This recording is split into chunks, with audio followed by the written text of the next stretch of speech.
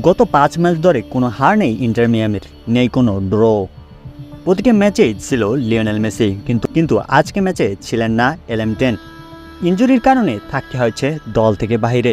মন্ট্রিয়ালের সাথে পাওয়া চোটের কারণে খেলা হয়নি তার। মেসি না থাকার ম্যাচেই ড্র করল ইন্টার মিয়ামি। মেসি গোল করুক আর না করুক, মেসি যে ইন্টার মিয়ামির জন্য কতটা গুরুত্বপূর্ণ তা হারে হারে টের পাচ্ছে ইন্টার মিয়ামি। গ্রাসেল একবার বলেছিল যে মেসি মাঠে নামলেই আমরা আলাদা একটা আত্মবিশ্বাস পাই, যেটা মেসি না থাকলে পাই না। মেসি না থাকলে হয়তো ইন্টার মিয়ামি কখনোই পয়েন্ট টেবিলের 1 নম্বরে অবস্থান ধরে রাখতে পারত না।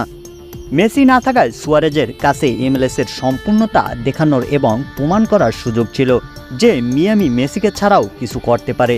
দুর্ভাগ্যবশত তিনি এর কাছাকাছিও কিছু প্রমাণ করতে সক্ষম হননি।